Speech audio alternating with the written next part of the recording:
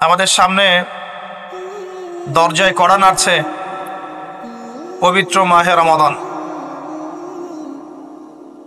রমাদান সংক্রান্ত অনেক আলোচনা আপনারা হয়তো শুনেছেন, তবে আমি আমার জায়গা থেকে রমাদান এবং কোরআন এই টপিকে আজকে কথা বলার চেষ্টা করবো ইনশাআল্লাহ তাআলা। ওয়া তাওফীকি ইল্লা বিল্লাহ আলাইহি তাওয়াক্কালতু ওয়া ইলাইহি উনীব। আমরা আল্লাহর কাছে দোয়া করছি আল্লাহ পাক বক্তা এবং শ্রোতা সবাইকে শুনে বুঝে আমল করার তৌফিক দান করুন, আমিন।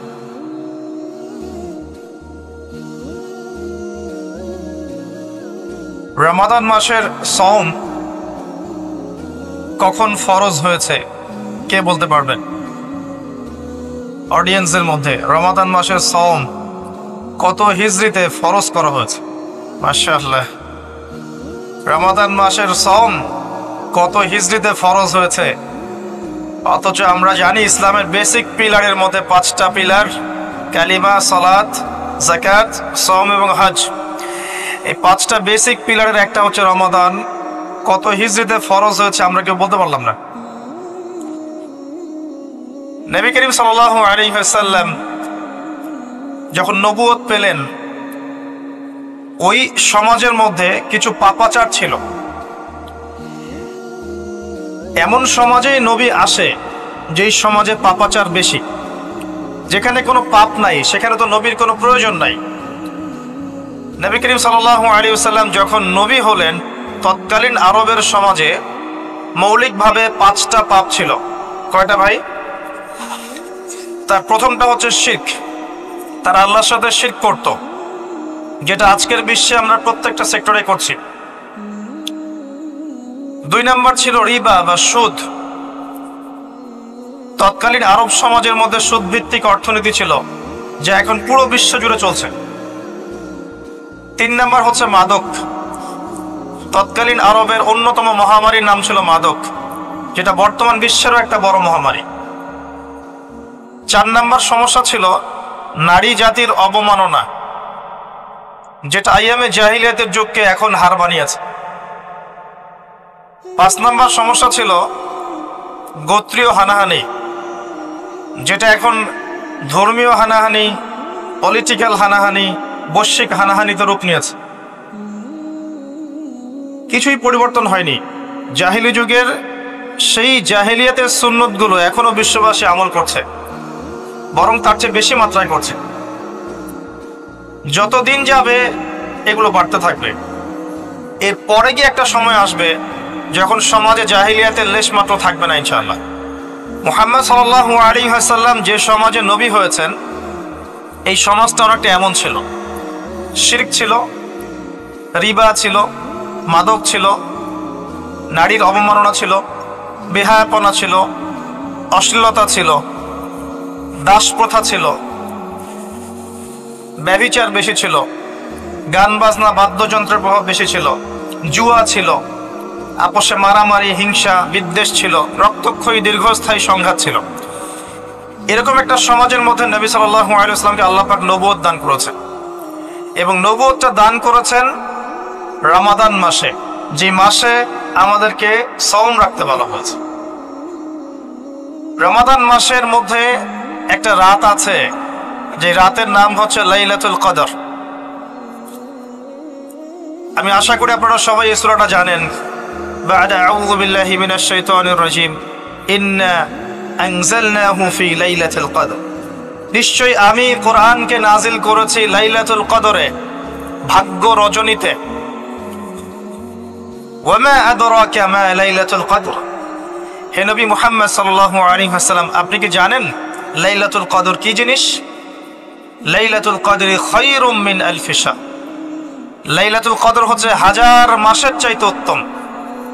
এখানে গাণিতিকভাবে ব্যাখ্যা করতে যাবেন না 1000 মাস সমান সমান কত বছর হয়, ব্যাপারটা এমন নয়। এখানে আধিক্য বোঝানো হয়েছে। 1000 মাস ইবাদত করলে যে নেকি হয়, 1 রাত ইবাদত করলে সে নেকি হয়ে যাবে ইনশাআল্লাহ। এই রাতে কি হয়? স্পেশাল তানাজ্জালুল মালাইকাতু ওয়ার রূহ। এই মাসে আল্লাহর পক্ষ থেকে আল্লাহর ফেরেশতারা নেমে আসেন। কোথায় নেমে আসেন? পৃথিবীতে। তাদের সর্দার হিসেবে থাকেন জিবরাইল আলাইহিস সালাম। তানাজ্জালুল মালায়েকাতু ওয়ার রূহু ফিহা বিইذনি রাব্বিহিম, আল্লাহর রবের আদেশে তারা এই কাজটা করে। মিন কুল্লি আমর, প্রত্যেকটা বিষয়ের ফয়সালা হয় এই রাতে। আপনার আমার তাকদীর লেখা হয়েছে আসমান জমিন সৃষ্টির 50,000 বছর আগে। আপনার আমার তাকদীর লেখা হয়েছে আসমান জমিন সৃষ্টির 50,000 বছর আগে। আল্লাহ পাক সমস্ত সৃষ্টির তাকদীর লিখেছেন প্রথম দফায়। দ্বিতীয় দফায় তাকদীর লেখা হয়েছে যখন আমার আপনার রূহ আমাদের মায়ের গর্ভে ছিল 4 মাস 10 দিন বয়স। ওই সময় আল্লাহর পক্ষ থেকে ফেরেশতা আসেন, এসে লিখে দেন তার হায়াত, তার রিজিক, সে সৌভাগ্যবান না দুর্ভাগ্যবান। এরপর রূহটাকে ফুঁকে দেন, বাচ্চা নড়াচড়া শুরু করে। এর আগ পর্যন্ত পেটের মধ্যে বাচ্চা নড়াচড়া করে না। যখন রূহটা ফুঁকে দেওয়া হয় তারপর থেকে বাচ্চা নড়াচড়া শুরু করে। দ্বিতীয় দফায় তাকদীর লেখা হয়। এরপরে তৃতীয় দফা লেখা হয় এই লাইলাতুল কদরে, যে আগামী 1 বছর কি হবে, আপনি কি করবেন, অর্থাৎ 1 বছরের বাজেট প্রণয়ন করা হয় প্রত্যেক লাইলাতুল কদরে। তানাজ্জালুল মালায়েকাতু ওয়ার রূহ ফিহা বিইذনি রাব্বিহিম মিন কুল্লি আমর। এই রাতের আরেকটা বৈশিষ্ট্য হচ্ছে সালামুন হিয়া হাত্তা মাতলাইল ফজর, ফজর পর্যন্ত এই রাতে শান্তি শান্তি শান্তি শান্তি প্রশান্তি বজায় থাকে। এই রাতে আপনি যে দোয়া করবেন, যে কোনো দোয়াই করবেন, যদি আপনার রিজিকটা হালাল হয় ইনশাল্লাহ কবুল হয়ে যাবে যে কোনো দোয়া। এই রাতে যারা ইবাদত করে দাঁড়িয়ে দাঁড়িয়ে, তাদের চতুর্দিকে ফেরেশতারা সমবেত হন, তাদের দোয়ায় তারা শরীক হন, তাদের জন্য দোয়া করতে থাকেন। ঠিক তখনই দেখবেন মুমিন বান্দার চোখ দিয়ে টপ টপ করে পানি পড়া শুরু হয়েছে। আপনি ফিল করতে পারবেন যে আপনার দোয়া আল্লাহ কবুল করছেন। এই রাতের ইবাদতকে 1000 মাস দিয়ে গুণ করলেও কখনো সমান হবে না। একটা রাত ইবাদত করলে আপনি 1000 মাসের নেকি পাচ্ছেন। এই সুযোগটাকে ছেড়ে দেওয়া যায়? কবে এই রাত স্পেসিফিকলি বলা যাবে না, 27 তারিখেই স্পেসিফিকলি বলা যাবে না যে 21-এর রাতেই, 23-এর রাতেই বা 25-এর রাতেই, নির্দিষ্ট করে বলার কোনো সুযোগ নাই। নবী সাল্লাল্লাহু আলাইহি ওয়াসাল্লাম লাইলাতুল কদর পেয়েছেন এবং ওই রাতে বৃষ্টি হচ্ছিল। তিনি সিজদা করছেন, তার কপালের মধ্যে মসজিদে নববীর যে মাটি আছে এই মাটির কাদা লেগেছিল। তখন কিন্তু মসজিদ টাইলস ফিটিং ছিল না, মাটির মসজিদ থেকে নবী সাল্লাল্লাহু আলাইহি ওয়াসাল্লাম বিশ্ব পরিচালনা করেছেন। আর আমাদের এখন তাজমহলের মতো মসজিদ, হেদায়েতের কোনো হও না এখানে। এটা আখিরুজ জামানের সাইন, মসজিদগুলো হবে চাকচিক্যময়, হেদায়েত শূন্য। হাদিস একদম স্পষ্ট আছে, মসজিদ হবে চাকচিক্যময় কিন্তু হেদায়েত শূন্য। ইভেন দেখবেন নামাজ পড়ছে মুসল্লি, পাশে হই হুল্লো করছে। দিনের কথা আলোচনা হলে বা নামাজ পড়লে, কেউ কোরআন তেলাওয়াত করলে আদবের সাথে যে পাশে শোরগোল করতে হয় না, এটা এখন বুঝাতে হয়। বুঝাতে গিয়ে যদি আপনি এই আয়াত তেলাওয়াত করেন, লাহুম কুলুবুন লা ইয়াফকাহুনা বিহা, কিছু মানুষকে আল্লাহ পাক কলব দিয়েছেন বোঝে না। ওয়া লাহুম আযানুন লা ইয়াসমাউনা বিহা, কিছু মানুষকে আল্লাহ পাক কান দিয়েছেন শোনে না। ওয়া লাহুম আ'য়ুনুন লা ইউবসিরুনা বিহা, কিছু মানুষকে আল্লাহ পাক চোখ দিয়েছেন দেখে না। উলাইকা কাল আনআম, এরা আনআমের মতো। বাল হুম আদাল, বরং তার চাইতেও নিকৃষ্ট। তখন কিছু মানুষের ইগোতে লেগে যায়। তা আচরণ কিন্তু এমনই। কোরআন যেখানে তেলাওয়াত করা হচ্ছে, নবীর হাদিসের কথা বলা হচ্ছে, সেখানে উঁচু স্বরে কথা বলা জায়েজ নেই। নামাজ পড়ছে একজন ব্যক্তি, সে আল্লাহর সাথে সরাসরি কথা বলছে, তার পাশে কথা বলা জায়েজ নেই। এমনকি নামাজরত ব্যক্তির পাশে কোরআন তেলাওয়াত করাও জায়েজ নেই। আমার কথা কি বুঝতে পারছেন? একজন ব্যক্তি নামাজে দাঁড়িয়েছে, আল্লাহর সাথে কথা বলছে, পাশে আপনি কোরআন তেলাওয়াত করতে পারবেন না জোরে জোরে। মনে মনে করতে হবে, করতে চাইলে মনে মনে করতে হবে। অনেক সময় মসজিদের ভিতরে দেখবেন নামাজ পড়া হচ্ছে, শোরগোল করছে। নবী সাল্লাল্লাহু আলাইহি ওয়াসাল্লাম বলেছিলেন, আখিরুজ জামানে, তিরমিজিতে আছে হাদিসটা, আখিরুজ জামানে ইসলামের নামটুকু থাকবে, ইসলামের প্রকৃত বিষয়গুলো থাকবে না। কোরআনের মাসহাফ থাকবে, যে মাসহাফ, কোরআনের মাসহাফটা থাকবে, এর শিক্ষাগুলো থাকবে না। মসজিদগুলো হবে চাকচিক্যময়, কিন্তু মসজিদ হবে হেদায়েত শূন্য। আর চতুর্থ লাইনটা আরো ভয়ঙ্কর। 4 নম্বর লাইনে গিয়ে নবীজি বলেছেন সাল্লাল্লাহু আলাইহি ওয়াসাল্লাম, আসমানের নিচে জমিনের উপরে আল্লাহর সবচেয়ে নিকৃষ্ট সৃষ্টি হবেন এক শ্রেণীর আলেম, যাদের থেকে ফিতনা ছড়াবে এবং তাদের দিকেই ফিতনা ফিরে আসবে। তিরমিজির মধ্যে হাদিসটা আছে, যে কোনো আলেমকে জিজ্ঞাসা করে এটা কোন শ্রেণীর আলেম, এটা বোঝার জন্য আপনার পিএইচডি করার দরকার নাই। যারা দিনকে দুনিয়ার বিনিময়ে বিক্রি করেছে তারাই সেই শ্রেণীর আলেম। যারা সত্য কথা বলতে ভয় পেয়েছে তারাই সেই শ্রেণীর আলেম। যারা সত্যকে মিথ্যার সাথে মিশ্রিত করেছে তারাই সেই শ্রেণীর আলেম। এবং যারা ইসলামের নামে উম্মাকে শতদা বিভক্ত করে দিয়েছে এরাই সেই শ্রেণীর আলেম। নবী করিম সাল্লাল্লাহু আলাইহি ওয়াসাল্লাম বলেছেন, লাইলাতুল কদর আমি পেয়েছি, কপালে কাদা মাটি ছিল, বৃষ্টি হচ্ছিল, তার মানে ওই রাতে বৃষ্টি হতে পারে, ওই রাতে বৃষ্টি হতে পারে। লাইলাতুল কদরের আলামত রাতের বেলা বৃষ্টি হতে পারে। বৃষ্টি হয়েছে, তিনি নামাজ পড়েছেন, কপালের মধ্যে কাদা লেগেছিল, তিনি বের হয়েছেন, সাহাবীদেরকে বলবেন কোন রাতটা লাইলাতুল কদর, আজকের রাতটা লাইলাতুল কদর, এটা বলতে বের হয়েছে। বের হয়ে দেখছেন দুজন মুসলিম আপোষে ঝগড়া করছে। লিসেন টু মি, দুজন মুসলিম আপোষে ঝগড়া করছে। আমরা বলি না যে মুসলিমদের মাঝে ইখতিলাফগুলো রহমত, আমরা বলি না? দুজন মুসলিম আপোষে ঝগড়া করছে। এই কাজটার কারণে আল্লাহ রাব্বুল আলামিন নবী সাল্লাল্লাহু আলাইহি ওয়াসাল্লামের হৃদয় থেকে এই কথাটাকে তুলে নিলেন। তিনি আর বললেন না এক্স্যাক্টলি কোন রাতে লাইলাতুল কদর ছিল, তিনি বলতেই বেরিয়েছিলেন যে কোন রাতে লাইলাতুল কদর ছিল। আমাদের ইখতিলাফের কারণে আমরা সেই নির্দিষ্ট রাতটাকে হারিয়ে ফেলেছি। তবে এর মধ্যেই খায়র আছে, এর মধ্যেই কল্যাণ আছে। আরবিতে একটা প্রবাদ আছে, কুল্লু শার ইউজাদু ফিহিল খায়র, প্রত্যেকটা অকল্যাণের পিছনেই কোনো না কোনো কল্যাণ আছে। নির্দিষ্ট করে বলে দিলে আমরা বাকি রাতগুলো জাগতাম না। নবী সাল্লাল্লাহু আলাইহি ওয়াসাল্লাম এখন বললেন যে আমাকে ভুলিয়ে দেওয়া হয়েছে কোন রাত, তোমাদের ঝগড়ার কারণে। অতএব তোমরা শেষ দশকের বিজোড় রাতগুলোকে তালাশ করো। শেষ দশকের বিজোড় রাত বলতে 21-এর রাত, 23-এর রাত, 25, 27, 29, এই 5টা রাতের যে কোনো একটা লাইলাতুল কদর। এই রাতে ইবাদত করলে এত নেকি হচ্ছে, কারণটা কি? রাত আর দিন কি ডিফারেন্ট কিছু? প্রত্যেক রাতেই কিন্তু আল্লাহ পাক প্রথম আসমানে নেমে আসেন, প্রত্যেক রাতে, শুধু শবে বরাতের রাতে নয়, শুধু নিসফে শাবানের রাতে নয়, কিন্তু প্রত্যেক রাতেই আল্লাহ পাক প্রথম আসমানে নেমে আসেন। তিনি কিভাবে নেমে আসেন এটা ব্যাখ্যা করার দরকার নেই আমাদের। আল্লাহ পাক বলেছেন নেমে আসি, বাস আসি। কারণ সবকিছু আমরা যুক্তি, বিজ্ঞান, দর্শন দিয়ে প্রমাণ করতে পারবো না। পারবো? সায়েন্সকে জিজ্ঞাসা করেন যে স্বপ্নের ব্যাখ্যা কি, ঘুম কাকে বলে, আত্মা কাকে বলে, আত্মা কঠিন না তরল না বায়বীয়, পারবে সায়েন্স ব্যাখ্যা করতে?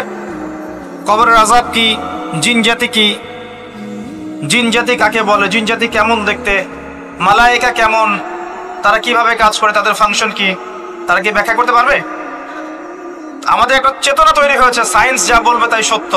এই চেতনা পুরোপুরি সত্য নয়। কোরআন এবং সুন্নাহ, আল্লাহ এবং তার রাসূল যা বলবেন সেটাই চূড়ান্ত সত্য। এর বাইরে সত্য মিথ্যার চূড়ান্ত কোনো মানদণ্ড নাই। হ্যাঁ, সায়েন্সের ভিত্তি আমরাই দিয়েছি, এটা অমুসলিমরা দেয়নি, এর ভিত্তি মুসলিমরা দিয়েছে। পরবর্তীতে এরা এর উপর ঘষা মাজা করেছে। এখন সায়েন্টিফিক এবং টেকনোলজিক্যাল রেভলিউশন আসছে পশ্চিমা সভ্যতা থেকে। এই সভ্যতার ধারক বাহক ছিলাম আমরা। সভ্যতা এদের দ্বারা শুরু হয়নি, সভ্যতা নবীদের দ্বারা শুরু হয়েছে।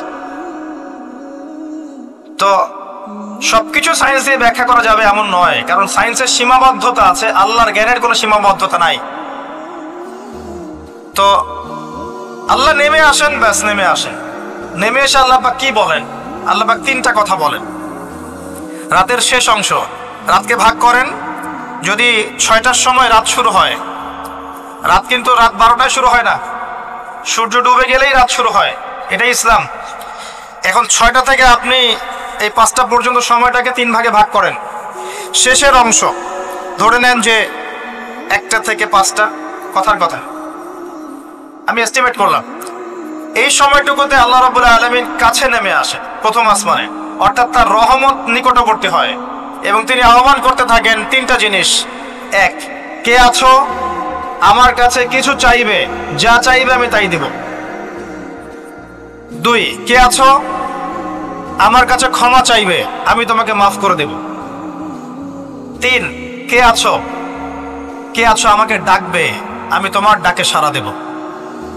মানে এই সময় আপনি যা চাইবেন ইনশাআল্লাহ, আপনার আকীদায় যদি শিরক না থাকে, আমলে যদি বিদআত না থাকে এবং আপনার রিজিক যদি হালাল হয়, ইনশাআল্লাহ তাআলা আপনার দোয়া কবুল করা হবে। আল্লাহ পাক প্রত্যেক রাতেই নেমে আসেন। তাহলে লাইলাতুল কদরকে এত স্পেসিফিকলি ইম্পর্টেন্স দেওয়ার কারণ কি?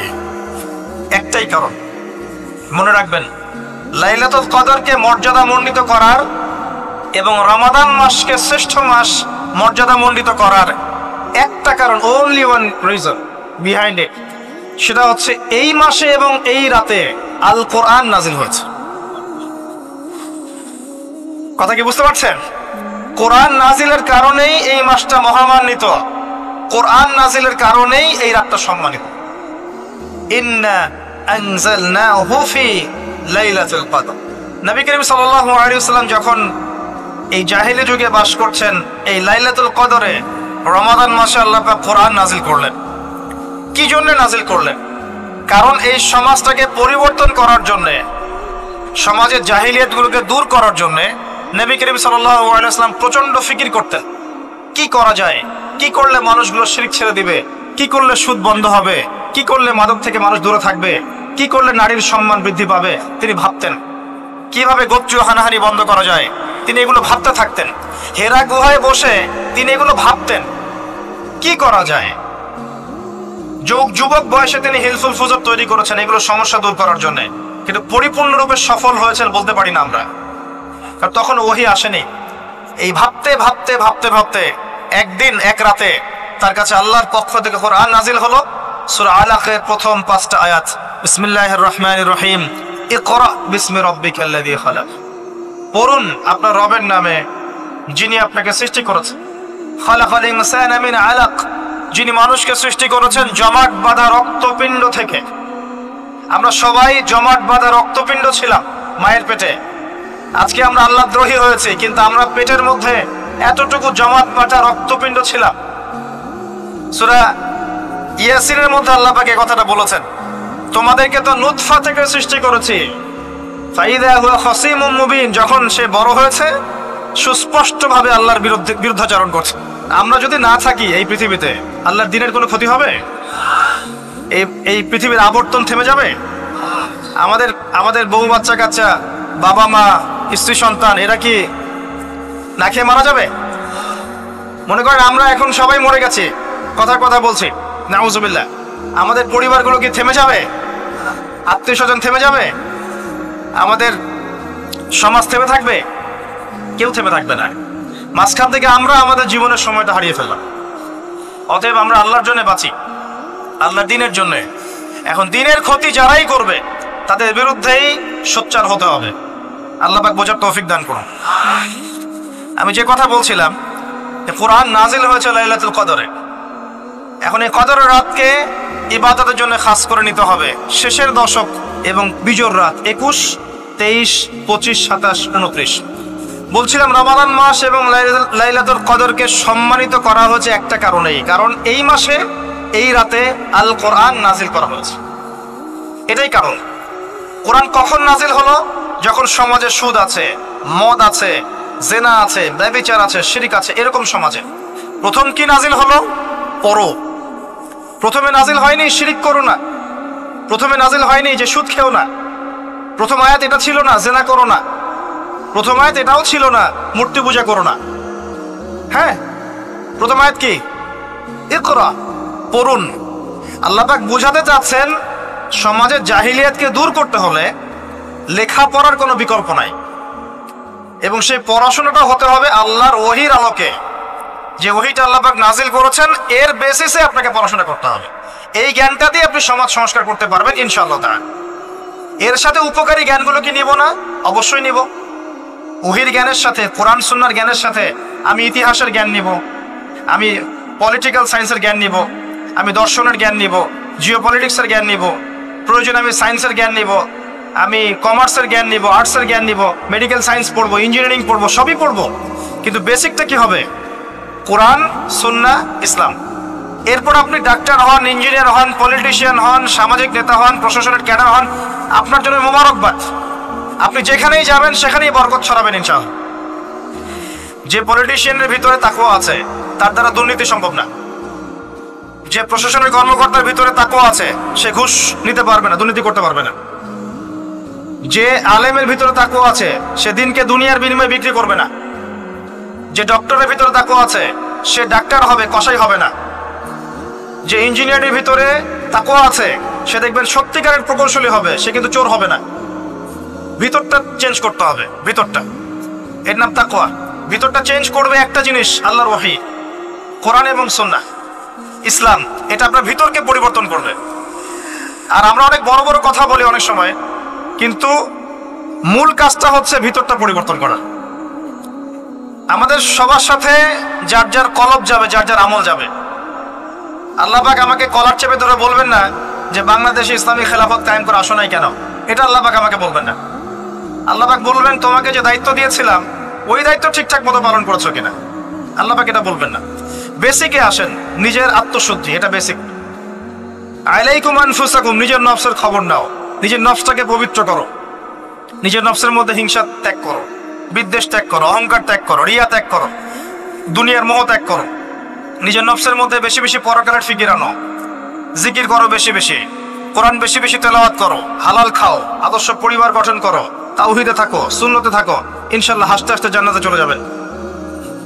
একটা হাদিস আমি পড়েছি ফয়জুল কালাম বইয়ের মধ্যে, গতকালকে মাহফিলে বলেছিলাম, আপনাদেরকে বলছি। মাদ্রাসায় পড়ানো হয় ক্লাসিক্যাল একটা বই ফয়জুল কালাম, সবাই কিনতে পারেন, হাদিসের বই, চমৎকার কিছু হাদিস আছে। এখানে একটা হাদিস আছে আমাদের জন্য সুসংবাদ। নবী সাল্লাল্লাহু আলাইহি ওয়াসাল্লাম বলছেন, হে সাহাবীরা, তোমরা এমন একটা যুগের মধ্যে বাস করছো যেই যুগে কেউ যদি ইসলামের 10% ছেড়ে দেয় সে ধ্বংস হয়ে যাবে। সাহাবীদেরকে বলছেন তোমরা এমন একটা যুগে বাস করছো, এই যুগে ইসলামের 1/10 কেউ ছেড়ে দিলে সে ধ্বংস হয়ে যাবে। কিন্তু তোমাদের পরে এমন একটা যুগ আসবে যেই যুগে মানুষ যদি 1/10 ধরে রাখতে পারে, 10% ধরে রাখতে পারে, তাহলেই নাজাত পেয়ে যাবে ইনশাআল্লাহ। আমরা সেই যুগে আছি না? আমাদের চতুর্দিকে ফিতনা নয় কি? আপনার ঘরে ফিতনা, সমাজে ফিতনা, ইকোনমিক্সে ফিতনা, রাষ্ট্রে ফিতনা, বিশ্বে ফিতনা, ধর্মে ফিতনা, সবখানেই ফিতনা, ফাসাদ। আমরা সেই যুগের মধ্যে বাস করছি। আসুন, আল্লাহ পাক কোরআন নাজিল করলেন, প্রথমে পড়তে বললেন।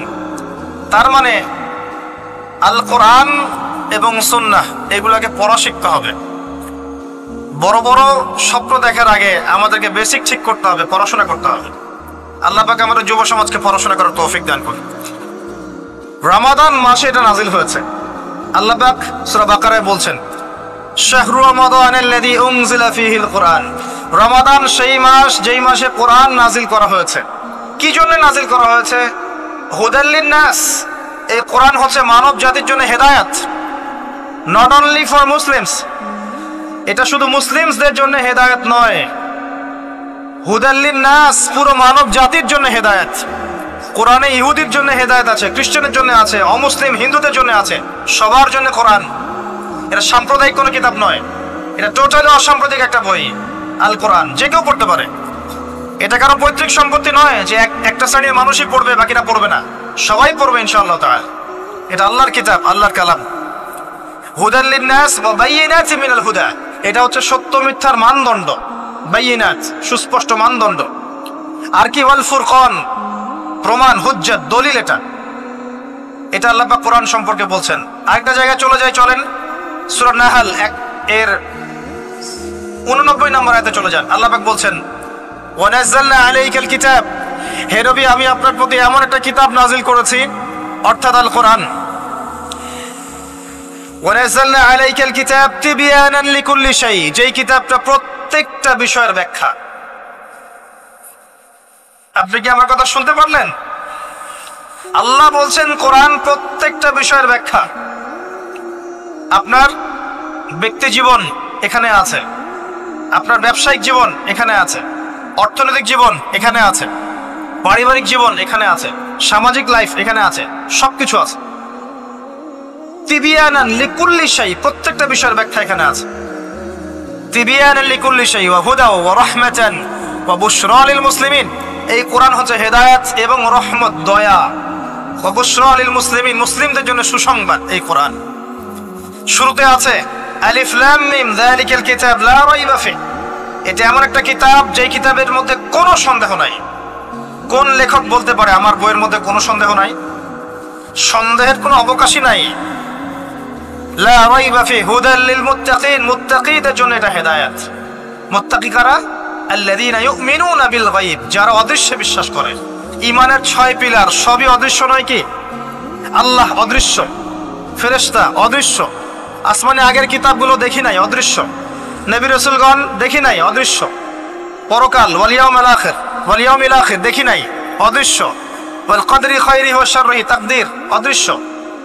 আল্লাযীনা ইউমিনুনা বিল গায়বি, মুত্তাকি তারা যারা গায়েবে বিশ্বাস করে, অদৃশ্যে বিশ্বাস করে। আর এখনকার শিক্ষা দর্শন আমাদেরকে শেখায় পশ্চিমাদের, চোখে যা দেখবো না বিশ্বাস করবো না। হ্যাঁ, তাদের দর্শন এরকম, যুক্তি দিয়ে প্রমাণ করতে পারবেন না, বিশ্বাস করবো না। বৈজ্ঞানিক ব্যাখ্যা দিতে পারবেন না, বিশ্বাস করবো না। সায়েন্টিফিক্যালি প্রুভড হতে হবে, তারপর বিশ্বাস করব।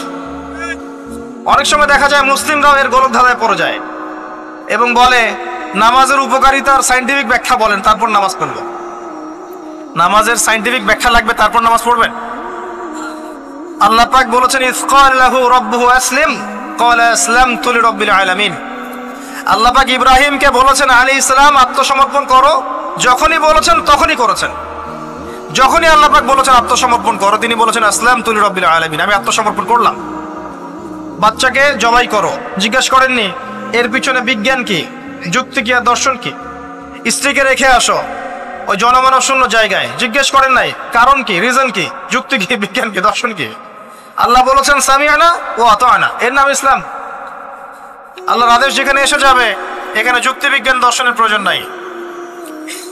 এই কনসেপ্টে আপনাকে মৌলবাদী হতেই হচ্ছে, কিছু করার নাই, কারণ মৌলিক বিষয় আপনাকে মেনে চলতে হবে। হ্যাঁ, প্রত্যেকটা বিষয়কে আপনি ব্যাখ্যা করতে পারবেন যদি সেই জ্ঞান আপনার কাছে থাকে, কিন্তু যুক্তি বিজ্ঞান দর্শনের সীমাবদ্ধতা আছে, সবকিছু ব্যাখ্যা করতে পারে না।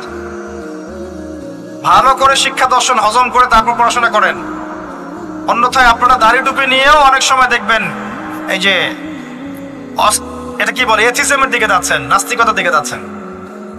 আসেন মূল জায়গায় আসি। আল্লাহ রাব্বুল আলামিন কোরআন সম্পর্কে কথা বলছেন লা রাইবা ফি, এর মধ্যে কোনো সন্দেহ নাই। একই সূরার মধ্যে আল্লাহ পাক বলছেন যে ওয়া ইন কুনতুম ফি রাইবিন মিম্মা নাযালনা আলা আবদিনা ফাতু বিসূরাতিন মিন মিসলি।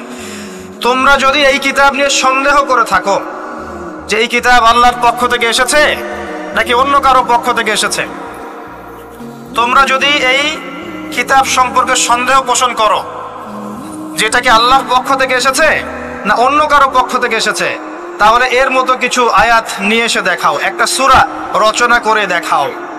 ওয়াদউ শুহাদাকুম মিন দুনিল্লাহি ইন কুনতুম সাদিকিন। তোমাদের যত সাক্ষী আছে, সহকর্মী আছে, তোমাদের সাপোর্ট দেওয়ার মতো যারা যারা আছে সবাইকে ডেকে নিয়ে আসো, এনে এই কোরআনের মতো একটা সূরা রচনা করে দেখো যদি সন্দেহ পোষণ করে থাকে। আল্লাহ এর পরে বলছেন ওয়া ইল্লাম তাফআলু, তোমরা যদি এটা করতে না পারো, ওয়ালান তাফআলু, কোশ্চেন কালেও পারবে না।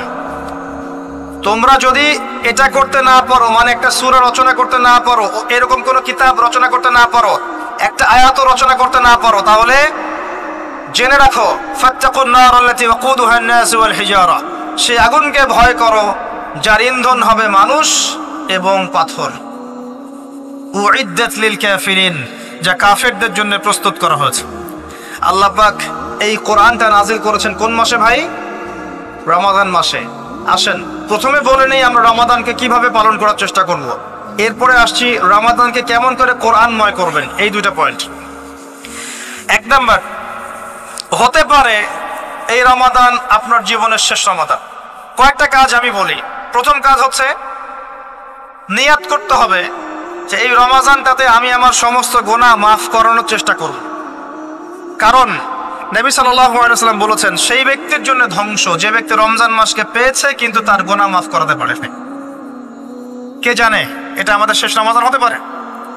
আল্লাহ না করুক, আমরা দোয়া করি আল্লাহ পাক আমাদেরকে বেশি বেশি রমাদান দান করুক, বেশি বেশি লাইলাতুল কদর দান করুক। প্রথম শুরু হচ্ছে আপনি মাসের বাজার আগে করে ফেলবেন। আমি একটু প্র্যাকটিক্যাল কথা বলবো আর কি। আপনি রমাদান মাসের বাজার এই শাবান মাসে করে ফেলার চেষ্টা করেন, পারলে ঈদের শপিংটাও করে ফেলার চেষ্টা করেন। রমজান মাসে বেশি বাইরে যাবেন এবং টাকা পয়সা নিয়ে গিয়ে যে স্ত্রী সন্তানের হাতে দিয়ে দিবেন না, যাও বাইরে গিয়ে মার্কেটিং করে আস, এই ভুলটা করতে যায়। নিজে পরিবেশ নষ্ট করবে, রোজার যে আধ্যাত্মিকত্ব নষ্ট হবে, আরো হাজারটা যুবকের চোখের জানা করা প্রয়োজন নাই। আপনি পরিবারের কর্তা, লিস্ট করে ফেলেন, আপনাকে আল্লাহ পাক যতটুকু সামর্থ্য দিয়েছেন মূল জিনিসগুলো কিনে রেখে দেন, আর বাকি টুকটাক বাজার আপনি করবেন। আর যখন বাজারে যাবেন একটা দোয়া পড়বেন, আপনি 10 লক্ষ নেকি পাবেন ইনশাআল্লাহ। কত লক্ষ? 10 লক্ষ। দোয়াটা শিখাচ্ছি। দোয়াটা হচ্ছে লা ইলাহা ইল্লাল্লাহ ওয়াহদাহু লা শারীকা লাহ লাহুল মুলক ওয়া লাহুল হামদ ইউহয়ী ওয়া ইউমীত ওয়া হুয়া হাইয়ুন লা ইয়ামুত বিয়াদিহিল খায়রু কুল্লুহু ওয়া হুয়া আলা কুল্লি শাইইন কাদির। একবার পড়লে 10 লক্ষ নেকি পাবেন বাজারে গিয়ে। কেন পাবেন? কারণ বাজার সবচেয়ে নিকৃষ্ট জায়গা, যেখানে গেলে মানুষ আল্লাহকে স্মরণ করে না। সেখানে গিয়ে আপনি আল্লাহকে স্মরণ করেছেন, এই জন্য আল্লাহ পাক নেকি দিবেন ইনশাআল্লাহ।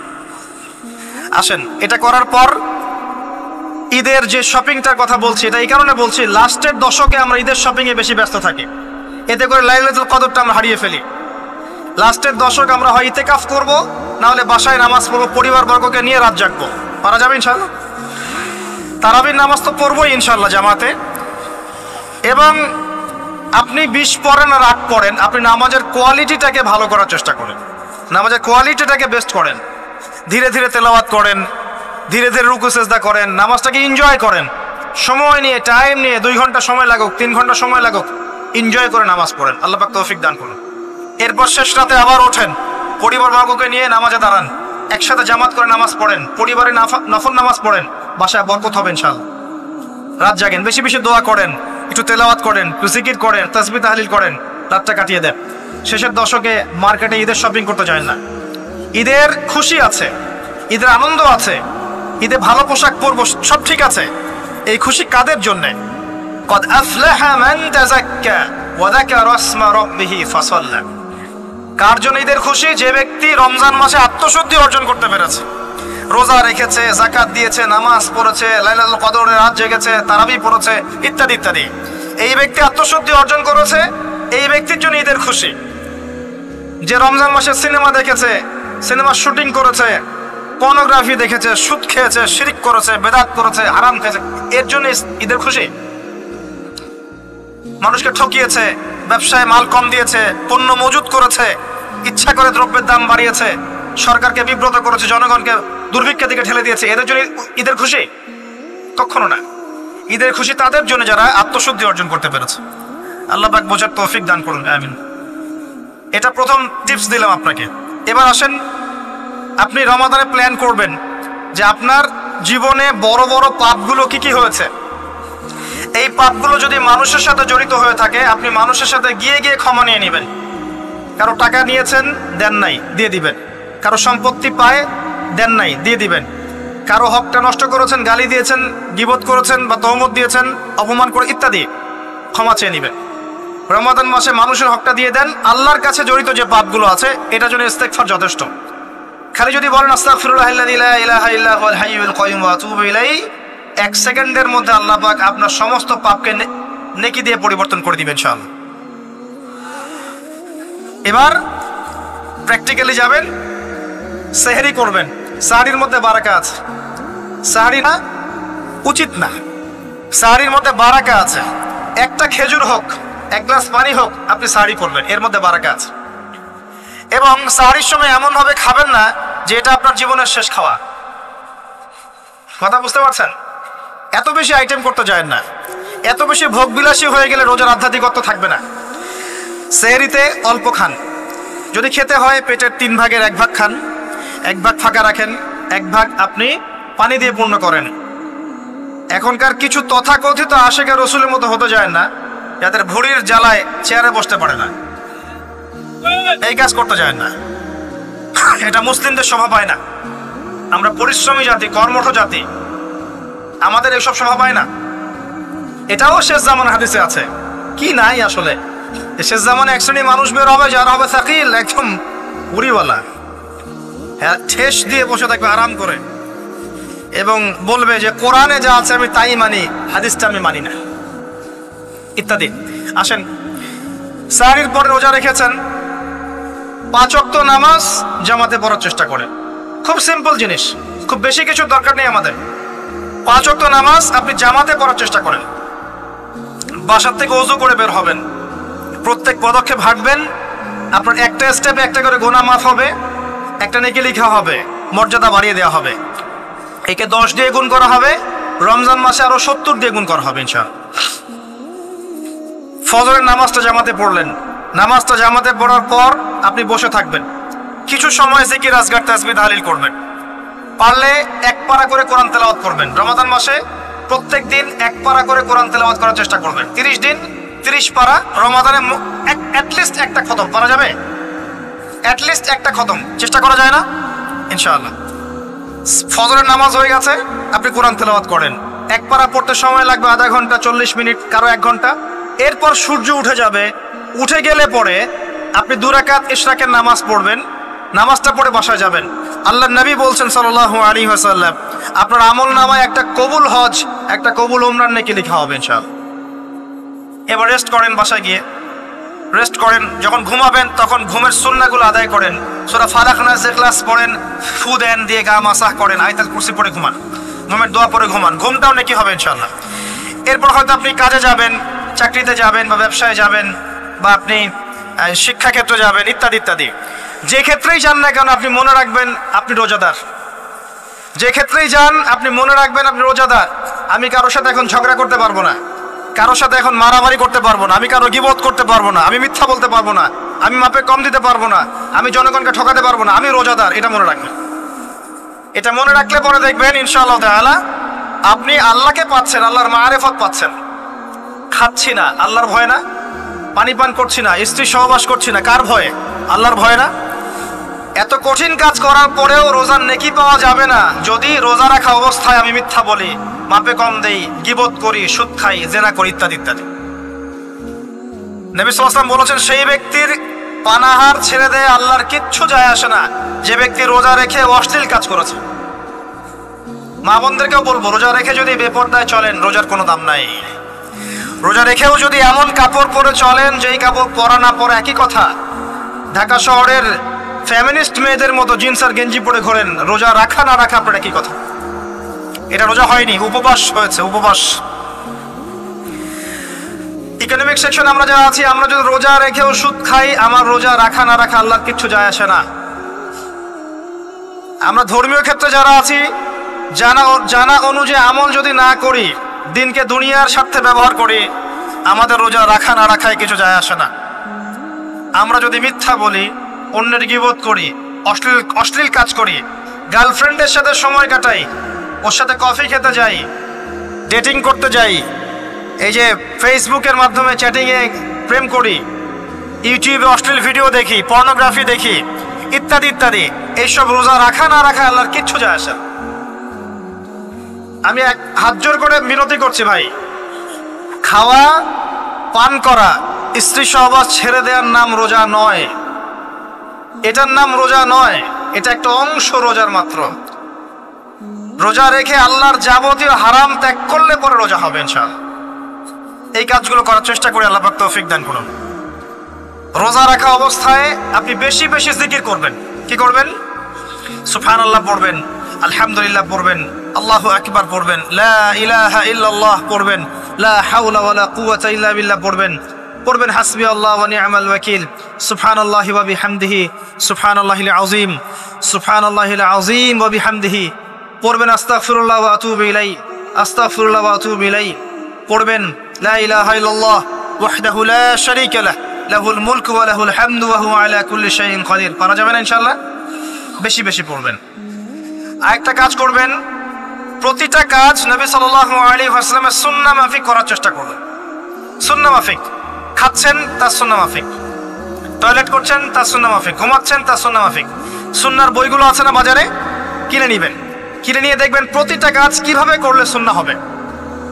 এই কাজগুলো করতে গিয়ে আপনাকে গভর্নমেন্ট বাধা দিবে, বিশ্বের পরাশক্তিরা বাধা দিবে, আপনাকে কি কেউ পিটাবে এগুলো করলে, জেল খাটাবে?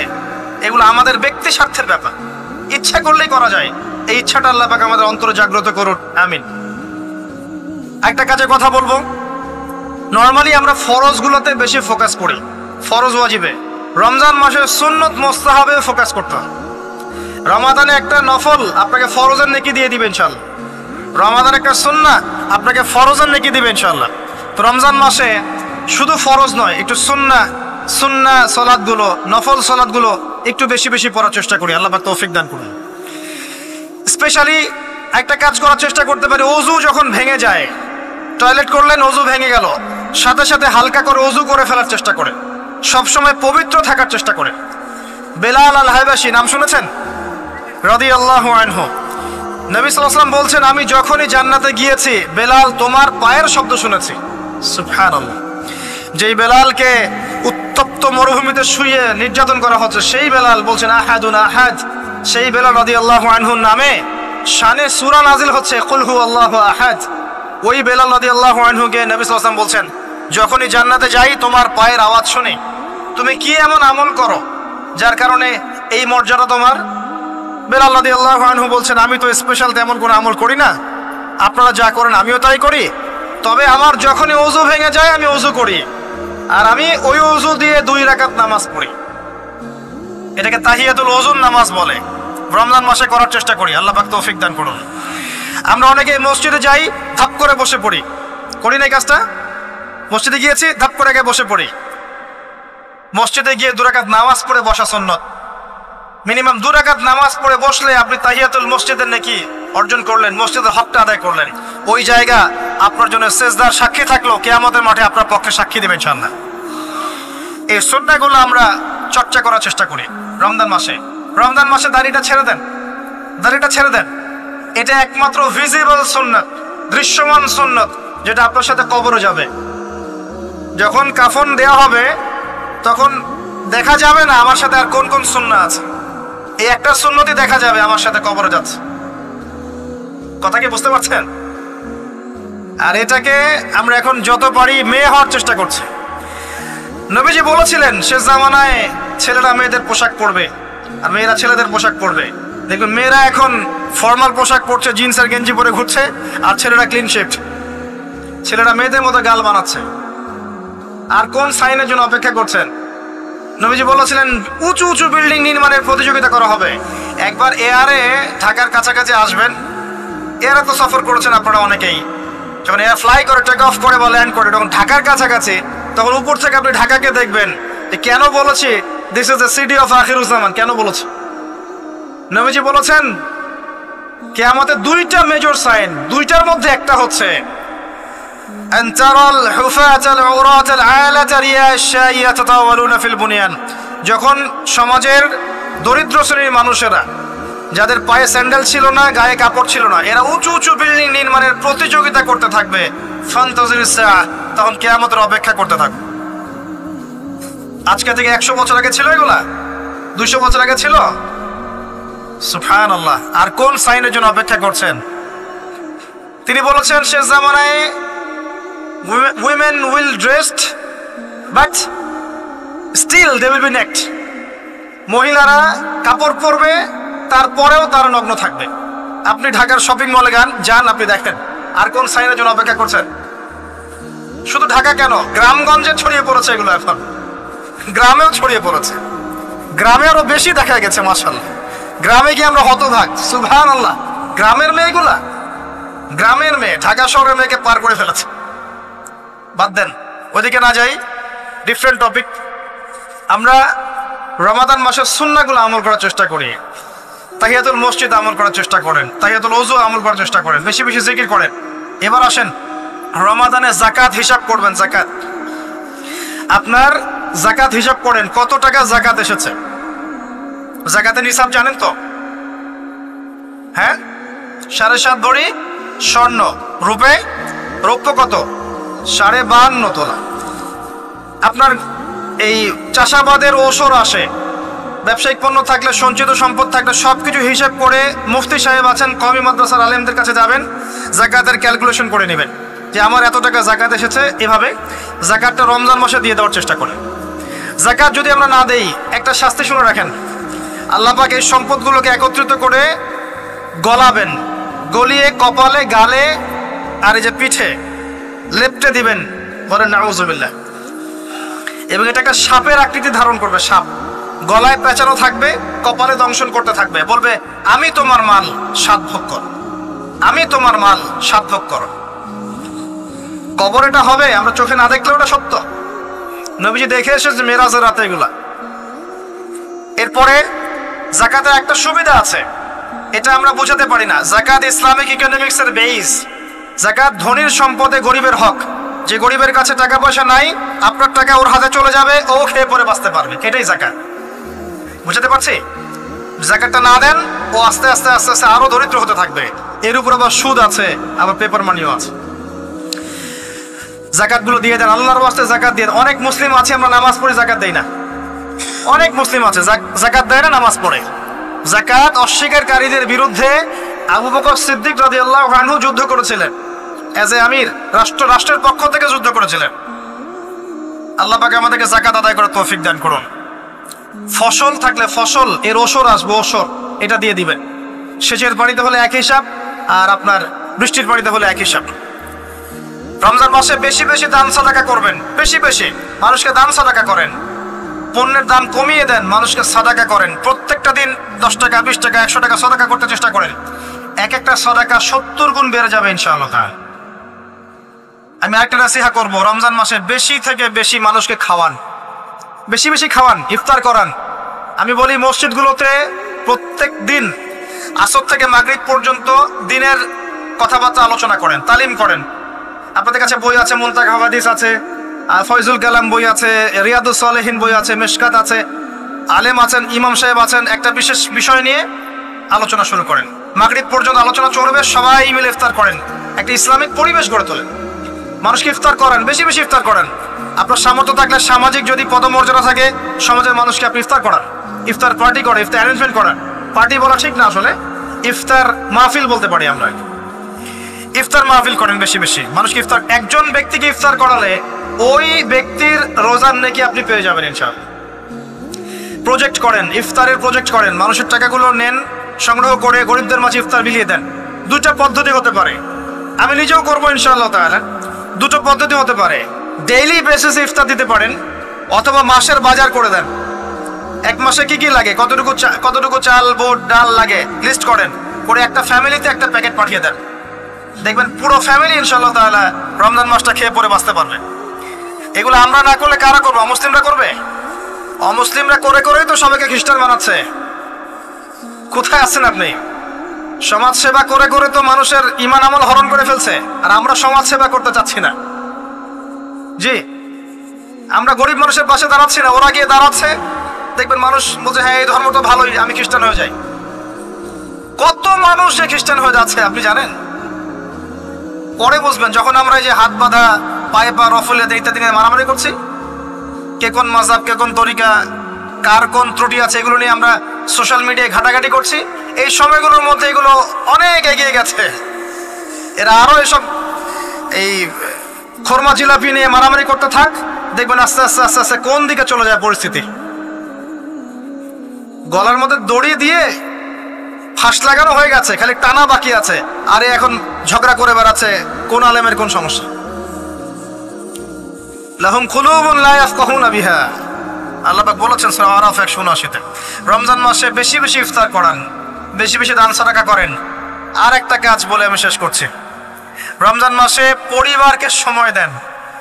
পরিবারকে সময় দেন, পরিবারের হক আছে আমাদের উপরে। স্ত্রীকে সময় দেন, স্বামীকে সময় দেন, একসাথে ইফতার বানান। একটা পরিবেশ, একটা আনন্দ, একটা উৎসবের আমেজ যেন বিরাজ করে। ছোট ছোট বাচ্চাদেরকে রোজা রাখতে উৎসাহিত করেন।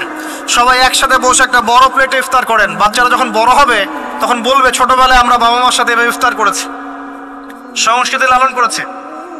পারিবারিক হৃদ্যতা চলে আসেন, প্রতিবেশীকে ইফতার পাঠান, প্রতিবেশীকে ইফতার হাদিয়ে দেন, মসজিদে একসাথে ইফতার করেন, তারপর রাতের বেলা তাহাজ্জুদে দাঁড়ান, তারাবিতে দাঁড়ান, তারাবির নামাজে ধীর স্থিরভাবে কেরাত করে ইমাম যাকে নিযুক্ত করবেন তাকে সুললিত কণ্ঠে কোরআন তেলাওয়াত করতে বলবেন ধীর স্থিরভাবে, তাকে প্রেশার দিবেন না। তার দায়িত্ব নিয়ে নেন, ইমাম হাফেজদের পুরো মাসের দায়িত্ব নেন, তার পরিবারের দায়িত্ব নেন, একটা সম্মানজনক হাদিয়ার ব্যবস্থা করে দিবেন যাতে করে তারা নিশ্চিন্তে থাকে পুরো মাস, তাকে অন্যদিকে ফোকাস করতে না হয়। অন্য কান্ট্রিতে যখন কোনো সায়েন্টিস্ট থাকে তার পরিবারের দায়িত্ব পুরো রাষ্ট্র নিয়ে নেয়, সে ঠান্ডা মাথায় খালি গবেষণা করবে। একই প্রসেস, আপনি আলেম ওলামা ইমাম হাফেজদের দায়িত্ব নিয়ে নেন, তার পরিবারের দায়িত্ব নিয়ে নেন, বা হুজুর আপনি আপনার কাজ করেন, আমরা আপনার পরিবার দেখছি। তাকে আপনি কোরআন তেলাওয়াত করতে দেন, কোরআন হিফজ করবে, মানুষকে কোরআন শেখাবে, তারাবির নামাজ পড়বে, ইমামতি করবে, মানুষকে দার্স দিবে, খুতবা দিবে। আসেন যে মেজর পয়েন্টটা বাকি আছে সেটা বলি।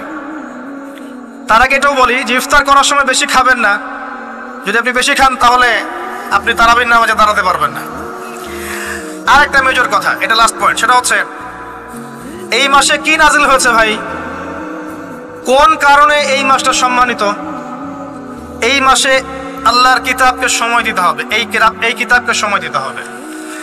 আল্লাহ রাব্বুল আলামিন বলেছেন এই কিতাবের মধ্যে সবকিছুর সমাধান আছে। আল্লাহ পাক বলেছেন এই কিতাবে কোনো সন্দেহ নাই। আল্লাহ পাক বলেছেন এই কিতাব আমাদের জন্য সুসংবাদ এবং শেফা, আরোগ্য, রহমা। এখন একটু বসেন, একটু সময় নেন।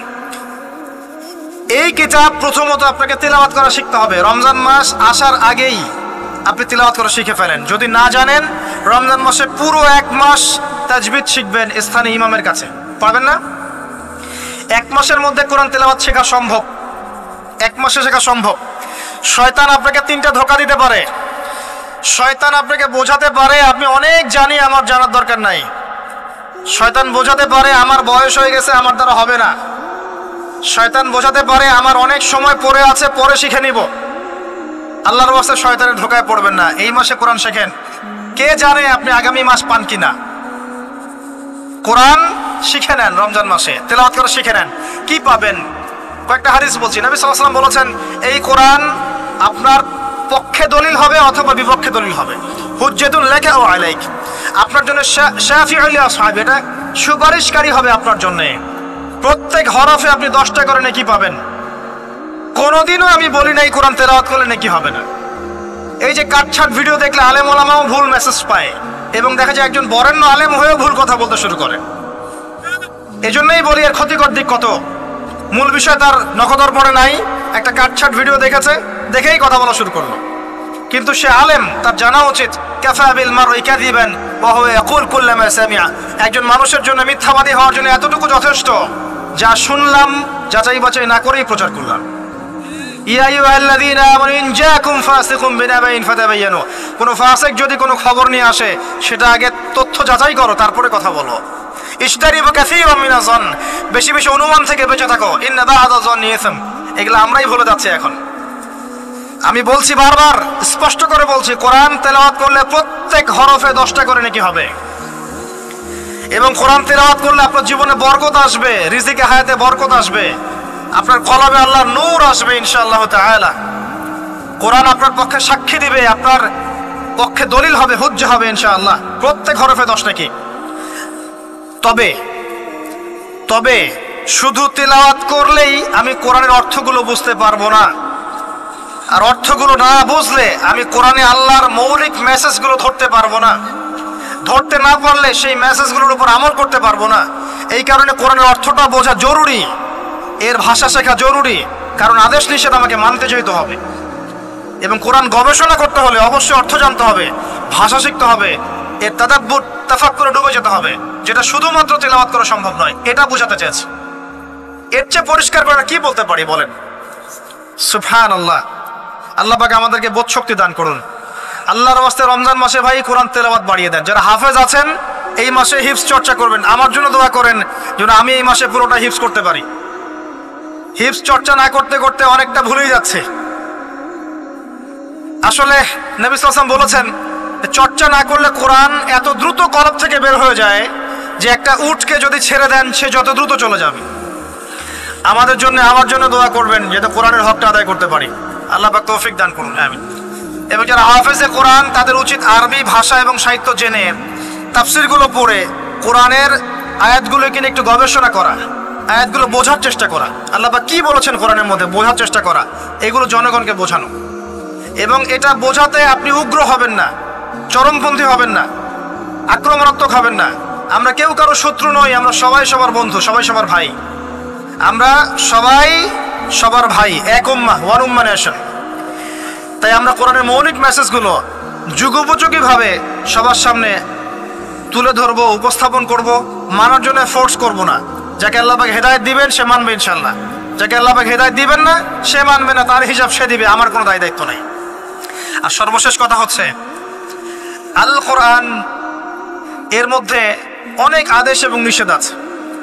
রমজান মাসে আমরা যদি কোরআন পড়ি আর বুঝি, কিন্তু কোরআনের আদেশ আর নিষেধগুলোকে ফলো না করি, না মেনে চলি, তাহলে আদতে কোরআনের হকটা আদায় হচ্ছে না। এবং এই কোরআনের মেসেজ আমাদেরকে মুসলিম অমুসলিম সবার দ্বারে দ্বারে পৌঁছে দিতে হবে ইনশাআল্লাহ তাআলা।